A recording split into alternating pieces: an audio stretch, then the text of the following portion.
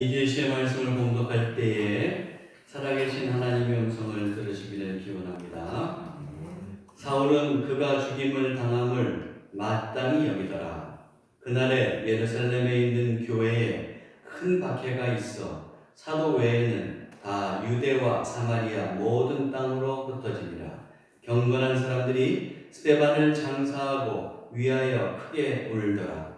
사울이 교회를 잔멸할세 각 집에 들어가 남녀를 끌어다가 옥에 넘기니라. 그 흩어진 사람들이 두루 다니며 복음의 말씀을 전할세. 아멘.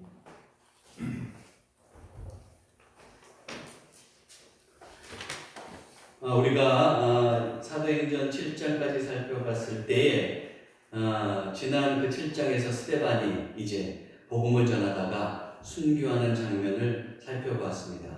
그런데 이렇게 스데반이 순교함과 동시에 이제 초대교회에는 커다란 위기가 닥치고 있는 것을 우리가 볼 수가 있습니다. 오늘 1절 하반절을 보니까 그날에 스데반이 이제 죽은 그날이겠죠. 순교한 날에 예루살렘에 있는 교회에 큰 박해가 있어 사도 외에는 다 유대와 사마리아 모든 땅으로 흩어지니라.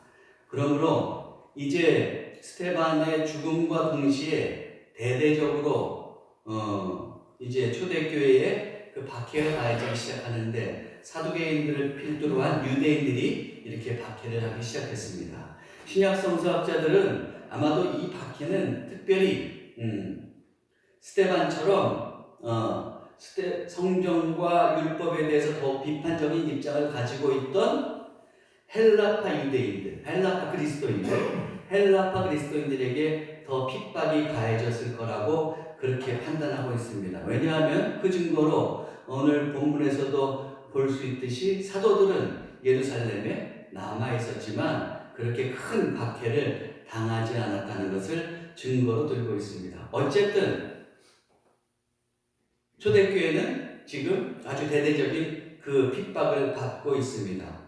당시까지만 해도 초대교회는 예루살렘에 국한되어 있었습니다. 다른 곳에서는 그 그리스도의 복음이 전파되지 않는 상황이었습니다. 바로 이때 예루살렘에 있던 초대교회가 큰 박해를 받기 시작한 겁니다.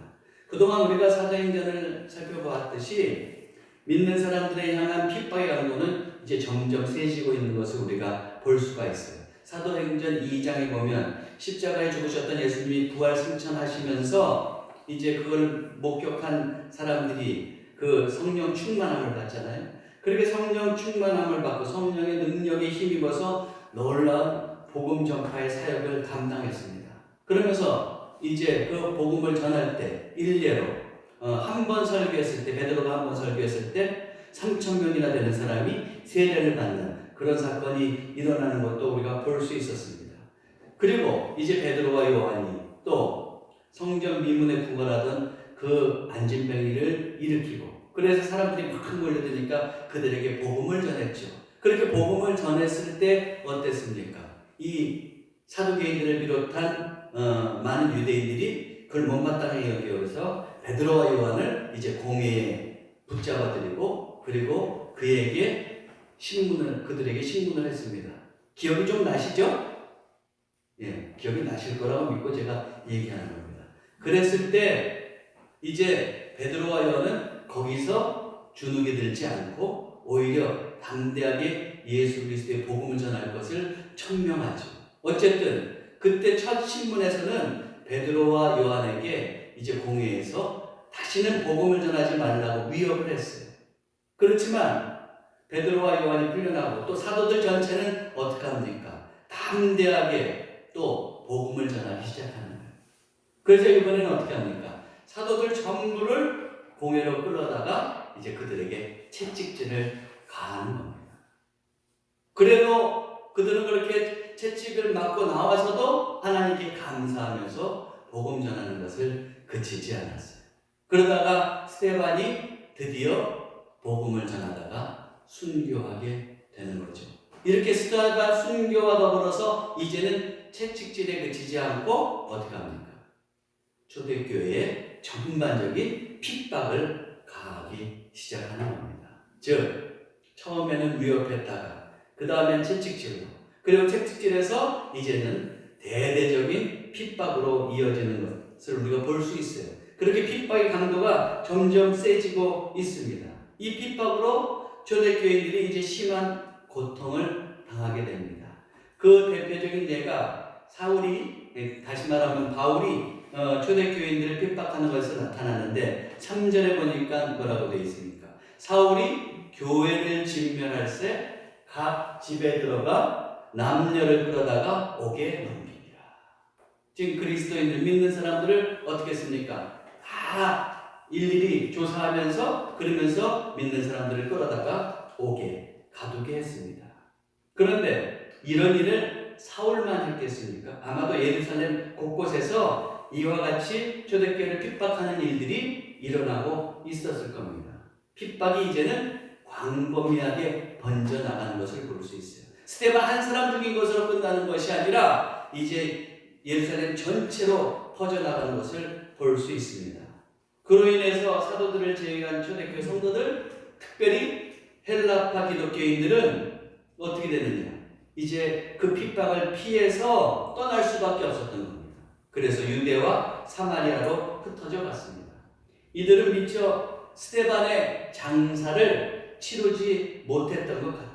그래서 그 대신에 누가 이 스데반의 장사를 치러주느냐? 바로 경건한 사람들이 이제 그의 장사를 치러줍니다.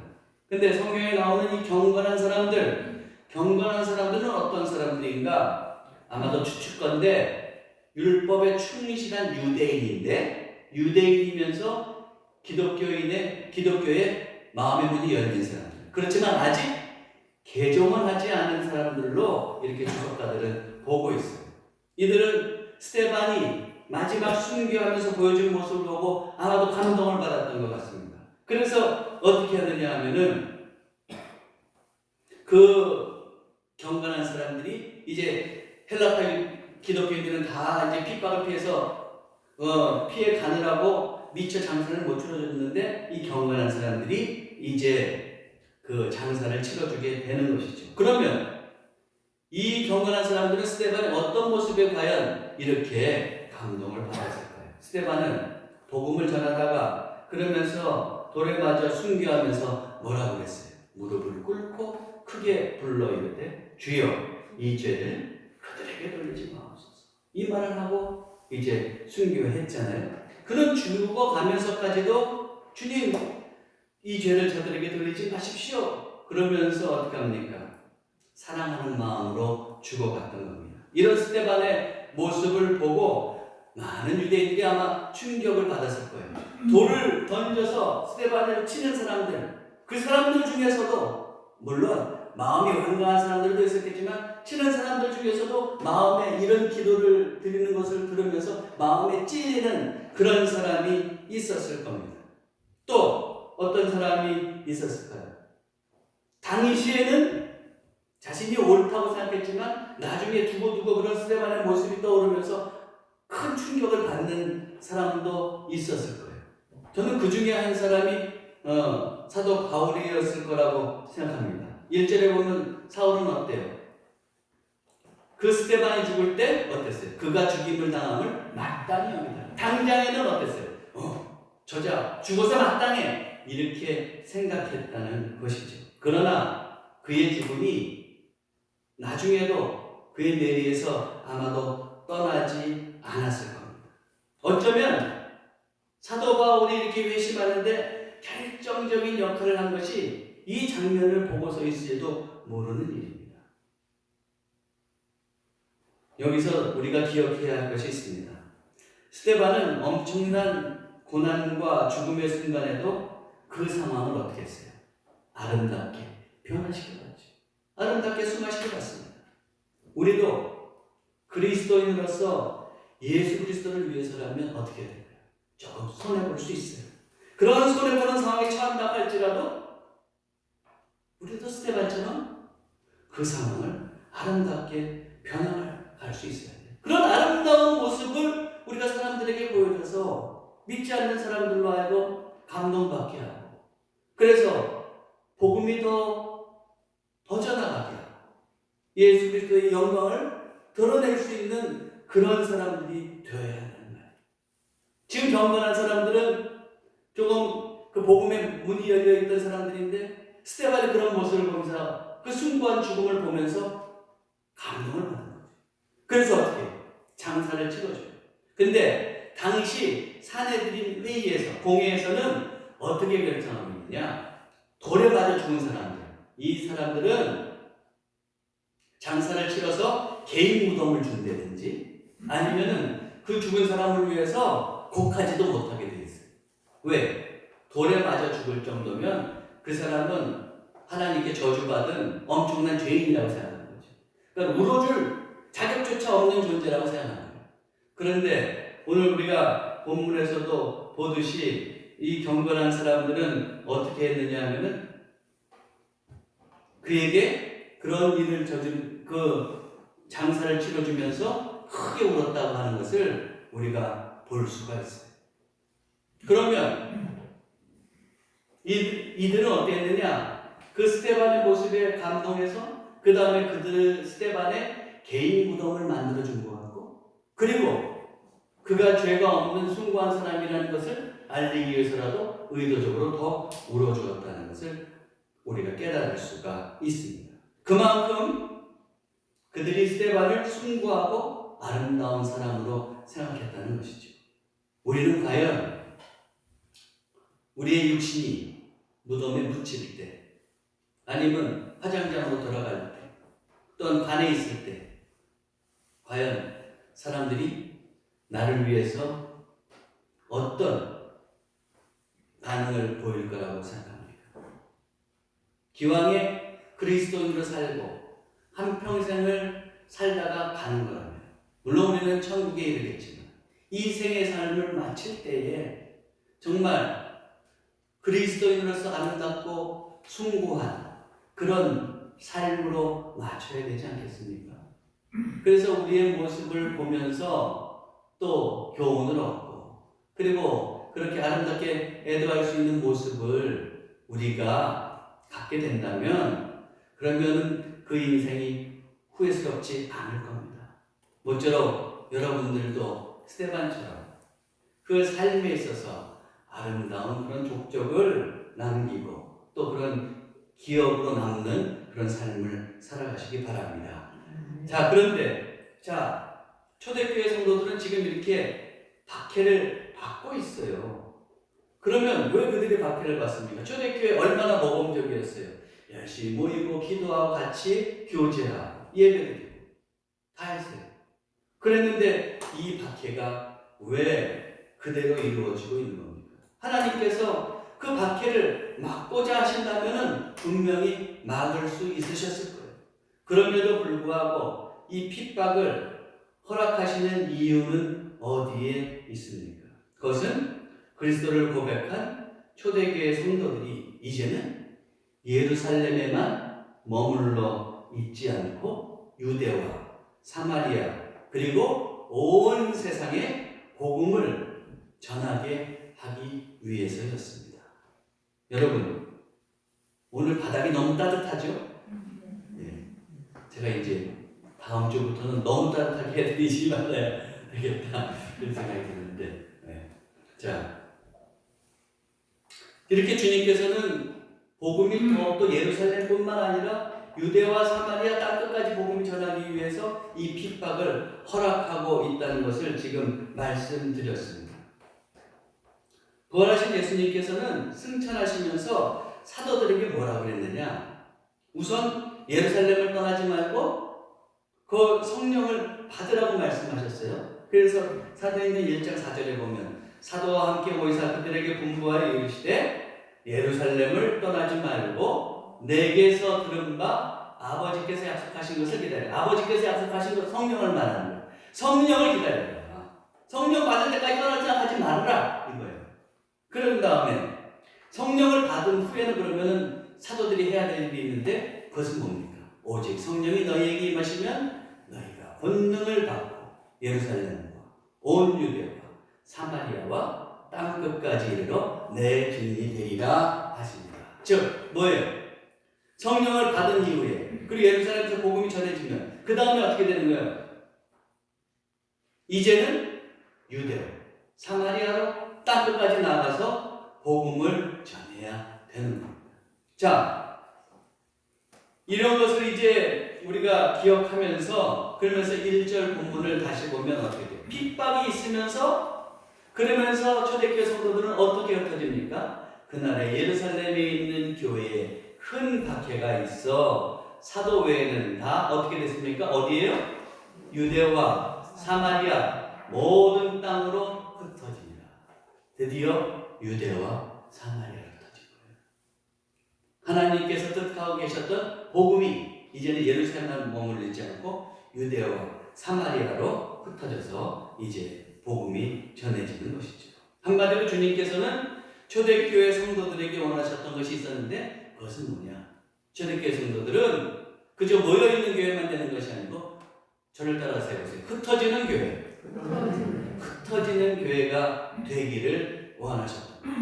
그래서 유대와 사마리아 그리고 땅끝까지 흩어져서 복음을 전하는 그런 교회가 되기를 원하셨던 거예요. 이전까지 초대교회 성도들은 예루살렘을 떠나려고 하지 않았습니다. 열심은 있었지만 예루살렘을 떠나려고 하지 않았습니다. 수많은 사람들이 복음을 받아들이고 그리고 이제 예수 그리스도를 고백했지만 그 다음에 유대와 사마리아 땅끝까지 나아가야 되는데 우리가 사도행전 7장까지 볼 때 아무 곳에서도 그렇게 나갔다는 소식은 우리가 찾아볼 수가 없습니다. 그들이 이렇게 예루살렘에서만 교회를 세우고 만족하고 그리고 예루살렘 이외의 지역에서는 복음을 전하려고 생각하지 않고 있을 때 스데반 이후에 핍박을 주님께서는 허락하심으로 그리스도인들이 이제는 유대와 사마리아로 이렇게 퍼져나가게 하신 거예요.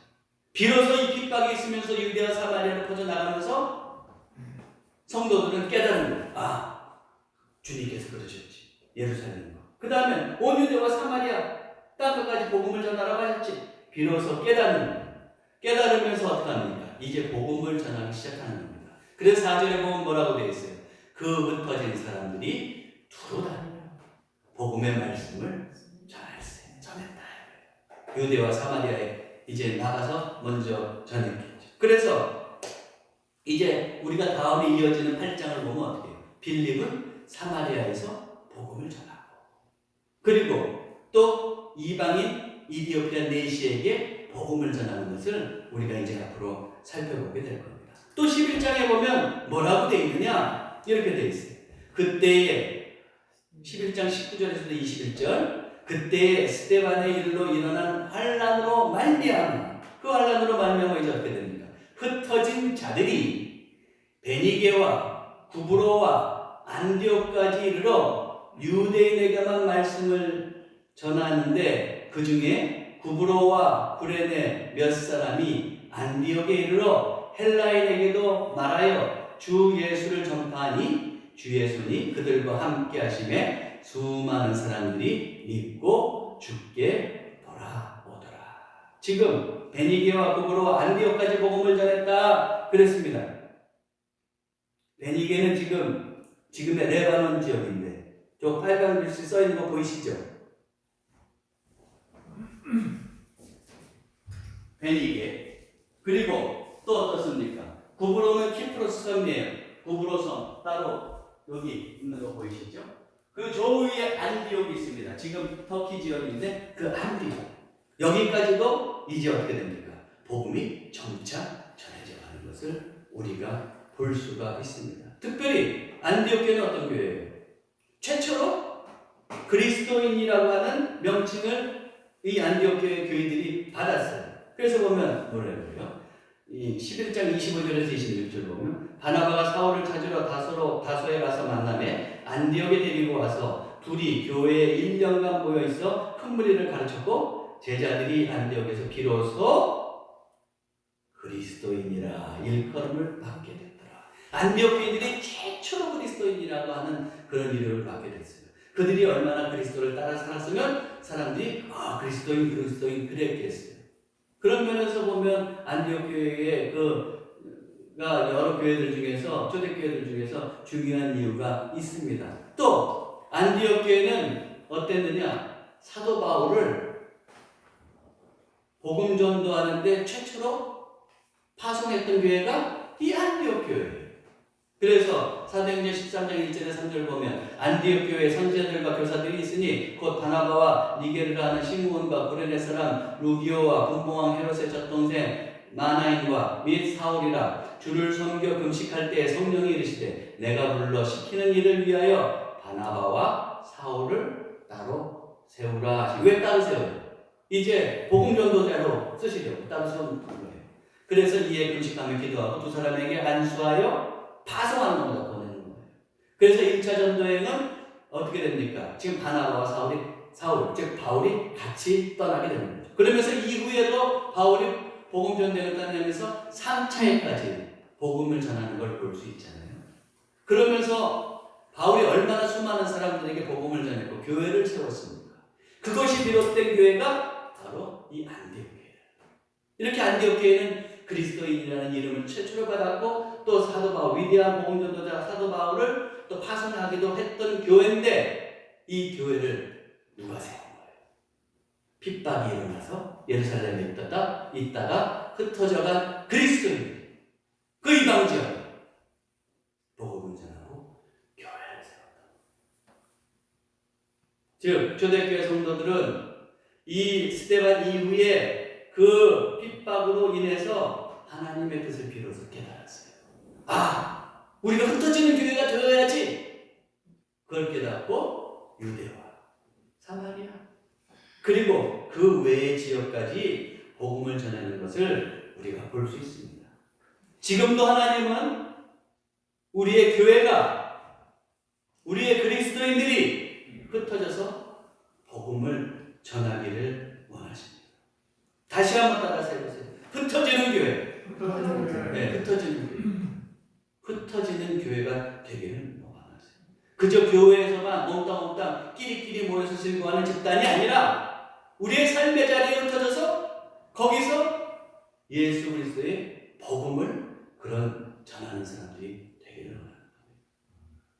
교회가 그저 그냥 요 하나의 지역 교회만 성장하고 그리고 잘 먹고 잘 살기를 원한다면 그것은 하나님의 뜻이 아니에요. 물도 흘러야 깨끗하죠. 돌멩이도 굴러야 이끼가 안 낀다. 그것과 마찬가지로 교회도 모였으면 흩어져서 복음을 전하고 그래서 또한 새로 믿지 않은 사람들이 유입될 때 그때 교회가 더욱더 순결하고 신실하고 그리고 단단하게 성장하는 믿는 사람들 똑같은 사람들만 남아있다면 교회가 썩기 쉽고 바르게 설 수 없다는 것을 우리는 명심해야 됩니다. 그러므로 우리는 흩어지는 교회라는 의식을 가지고 살아야 돼요. 흩어져서 복음을 전하고 증거하는 일에 최선을 다해야 돼요. 내가 흩어져서 복음을 전한다. 그러면 어떻게 될까요? 사람들 앞에서 내 서 있는 모습조차도 달라지려고 하지 않겠습니까? 그렇겠죠. 그렇죠. 내가 복음을 전하는데 내 모습이 바로 서고 그리고 신실해 보이고 아름다워야 그 사람들이 감동받아서 올 거 아니에요. 거기서 함부로 할 수 없잖아요. 흩어지는 교회의 의식을 가진 사람은 삶의 자리에 나가서 사는 방식이 달라져요. 어떻게든 기회 있는 대로 예수 그리스도의 복음을 전하려고 하고 그리고 또한 나의 모습을 통해서 감동을 받고 또 예수 그리스도를 알아가기를 원하기 때문에 나의 삶 자체가 달라지는 것이죠. 수많은 사람들이 교회에 들어와서 얼마나 은혜로운 이야기를 많이 하고 성령 충만한 이야기들을 많이 해요. 그런데 나가보면 어때요? 나가서는 흩어지는 교회라는 의식이 없기 때문에 금방 망각하는 거예요. 교회에서는 천국의 백성처럼 그렇게 행동하고 말하고 했었는데 내 직장에 가서 나의 삶의 자리에 가서는 금방 믿지 않는 사람들과 구분되지 않는 그런 모습으로 살아요. 왜 그렇게 되느냐? 흩어지는 교회라는 의식을 갖지 않기 때문에. 그러므로 여러분, 우리는 다시금 내가 흩어지는 교회라는 의식을 가지고 나아가야 돼요. 그래서 내 주위에 믿지 않는 사람들에게 어떻게 하면 복음을 전할까 기도하면서 그 사람에게 다가가야 돼요. 그리고 나의 거룩한 모습을 보여줄 수 있어요. 요즘 때때로 나가서는 내가 기독교인이라는 것을 말하지 못하는 사람들도 있어요. 왜 말하지 못할까요? 여러 가지 이유가 있겠지만 어찌 보면 자기 삶의 모습이 사람들에게 비춰지는 것이 자신이 없는 거예요. 그래서 당당하게 그리스도인이라고 말하지 못하는 경우도 있을 수 있다고 생각합니다. 다시금 흩어지는 교회라는 의식을 가지고 나아갈 수 있어야겠어요. 저는 그 예전에 독립운동을 했던 많은 분들 중에서 도산 안창호 선생을 굉장히 존경하는데, 그분은 그리스도인이라는 의식을 확고해가지고 독립운동을 했어요. 그리고 미국에 가서 그 하와이에서 많은 그 한인들을 지도하면서도 정직을 가르치면서 그리스도인이기 때문에 정직하고 또 그리스도인이기 때문에 자부심이 있다는 그런 의식을 가지고 살았는데, 그런 의식이 오늘날 우리에게도 필요하다. 그래서 우리의 삶의 모습을 아름답게 보여주고 세상 사람들에게 감동받게 하고, 그리고 비로소 복음을 전할 때 그들이 그 복음을 받아들일 수 있는 일들이 우리를 통해서 일어나야 되지 않겠습니까? 사랑하는 성도 여러분 흩어지는 교회라는 의식을 가지고 살아가시기 바랍니다. 그렇다고 흩어져서 이제 다시는 다음 주에 안 오시면 안 돼요. 흩어졌으면 또 뭐 해야 돼요? 여러분, 모여서 영적으로 충전해야죠. 그래야 흩어지는 교회로서 일을 감당할 수 있는 거예요. 아까도 봤지만 먼저 주님께서는 제자들을 성령이 임할 때까지 모여있으라 그랬잖아요. 그냥 무조건 흩어지는 게 아니에요. 영적인 충전이 이루어졌을 때 우리는 흩어지는 교회도 될 수 있는 겁니다. 초대교회 성도들을 보세요. 그들은 어땠습니까? 먼저는 모이는 교회였어요. 그래서 어떻게 합니까? 그들이 사도들의 가르침을 받아 서로 교제하고 떡을 떼며 오로지 기도하게 힘쓰고 모여서, 또 날마다 마음을 같이하여 성전에 모이기를 힘쓰고 집에서 떡을 떼며 기쁨과 순전한 마음으로 음식을 먹고 하나님을 찬미하며 또 온 백성에게 칭송을 받으니 주께서 구원받는 사람들을 날마다 더하게 하시니라.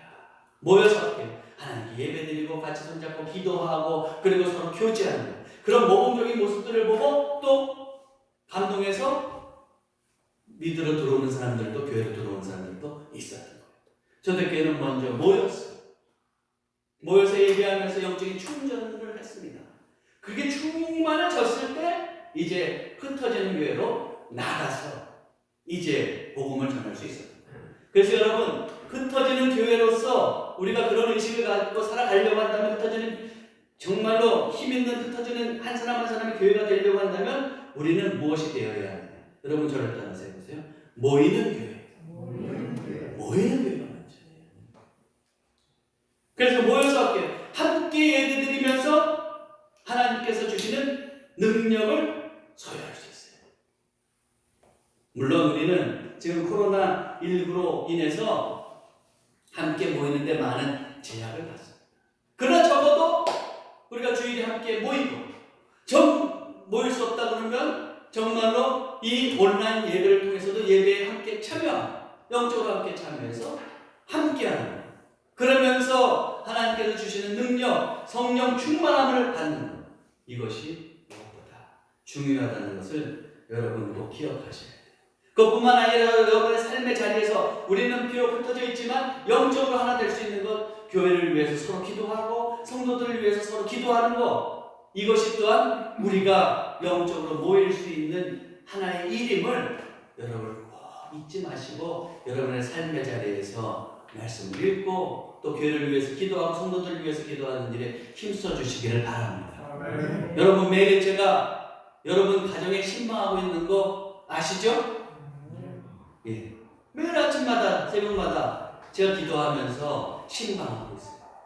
저기 북수리부터 옥천을 지나서 그리고 또 어떻게 됩니까? 이 양평읍에 왔다가 저기 대군을 갔다가 그리고 이제 이 강상면으로 넘어와서 저 격분리를 지나서 멀리 또 오창식 장로님 댁을 통해서 또 정재로 권사님 때 그리고 우리 유자일 목사님 때를 거쳐가지고 이제 가마로 넘어. 그래서 한 바퀴 다 돌아요. 비록 우리가 모여있지는 않지만 제가 올해는 정말 코로나19 때문에 신방하지 못했지만 여러분의 가정을 영적으로 매일 신방하고 있어요. 그러면서 우리가 서로 힘을 얻을 수 있고 성령 안에서 하나님을 또한 확인할 수 있잖아요. 근데 이런 일은 저만 할 수 있는 것이 아니고 여러분도 할 수 있어요. 교회를 위해서 관심을 갖다가 보면 교회를 위해서 기도할 것이 무엇인지를 깨닫게 될 겁니다. 그럼 여러분 교회를 위해서 기도하는 거예요. 또 우리 성도들 같이 이렇게 힘써서 같이 중보기도 해주어야 할 사람들이 있는 것을 알잖아요. 그 사람을 위해서 일심으로 우리가 같이 기도할 때 그러면서 우리는 영적으로 또한 하나가 될 수 있어요. 이렇게 헤어져 있지만 우리가 같이 이렇게 붙어 있을 수는 없는 상황이지만 지혜를 발휘하면 얼마든지 영적으로 하나가 될 수 있다는 것을 여러분 꼭 기억하시기 바랍니다. 무엇보다도 코로나19라고 해서 예배를 소홀히 해서는 안 돼요. 온라인 예배가 여러분들이 어떻게 지금 다가오고 있는지 모르겠어요. 지금 온라인 예배를 만약에 드리고 있는 분이 계시다면 영상 예배에 정말 집중할 수 있을 것입니다. 여건이 안 돼서 영상 예배를 드리시는 분은 거기에 집중하셔야 돼요. 그래서 내가 영으로 이 예배에 참여하고 있다. 그러면서 같이 참여해서 예배를 드리면서 하나님께서 내려주신 신령한 복과 능력을 함께 받을 때 모이는 교회가 될 때 우리는 비로소 나아가서 흩어지는 교회로서 살아갈 수 있다는 것을 여러분 꼭 잊지 마시기를 바랍니다. 한 가지 더 말씀드리겠습니다. 초대교회 성도들은 고난이, 핍박이 당장에는 그들에게 힘든 일이었지만 오히려 하나님의 뜻을 깨닫고 복음을 전하는 일을 감당하게 되고 그러면서 하나님께서 원하시는 뜻을 이루어가게 되었죠. 우리도 살다가 보면 개인적으로 살다가 보면 내가 뭐 잘못한 거 특별히 없는 것 같은데 그런데 내 삶에서 힘든 일이 다가오고 고난이 다가올 때가 있어요. 그런데 그때 여러분 오늘 본문을 보면서 하나 적용해서 다시 생각해 보셔야 될 것이 있습니다. 거기에 또 다른 하나님의 뜻이 있을 수 있다. 그걸 통해서 하나님께서 나를 통해서 이루고자 하는 뜻이 있을 수 있고 내가 하기를 원하는 일이 있을 수 있다는 것을 여러분 기억하셔야 됩니다.